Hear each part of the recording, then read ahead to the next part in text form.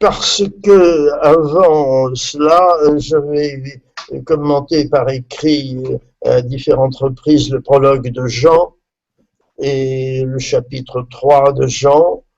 Et en quelque sorte, ce chapitre 17, dont il serait peut-être approprié de donner le contexte dans le quatrième évangile, ce chapitre 17 est quelque part le pendant du prologue, parce que le prologue, c'est un texte très métaphysique, et le chapitre 17 est lui-même un texte très métaphysique, puisque justement, c'est le Logos qui parle au Père, n'est-ce pas? Ouais.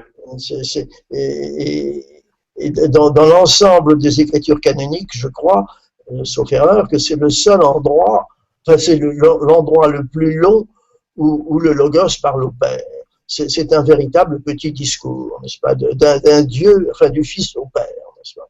Alors ici, nous sommes finalement à la veille de l'arrestation. Pardon, je n'ai pas compris. Nous sommes la veille de l'arrestation. Voilà, quelques heures avant l'arrestation. Quelques heures. C'est à la fin du dernier repas. Disons probablement que l'arrestation aura lieu 2 heures après. Enfin, vous voyez, c'est très très bref. Ok. Et 2 heures avant son arrestation. Enfin, c'est moi qui dis 2 heures. Ça ne... Oui, enfin 2 heures, quelques instants avant son arrestation, le Christ s'adresse au Père. C'est un texte, en fait, au niveau historique, je pense que l'évangile de Jean est peut-être un des derniers à intégrer le canon, si je ne m'abuse. À intégrer le canon, les écrits canoniques. Ah oui, je n'avais pas compris. Oui, c'est tout à fait vrai.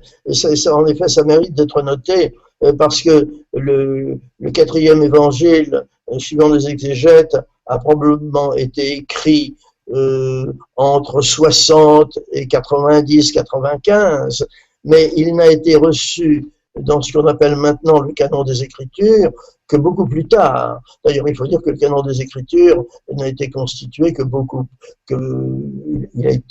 il faut attendre le 3e ou le 4e siècle pour qu'il y ait vraiment le canon des Écritures.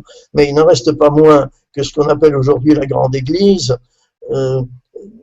au début du 2e siècle, alors que l'évangile de Jean était écrit, il n'y a pas d'attestation de réception par la Grande Église du 4e évangile.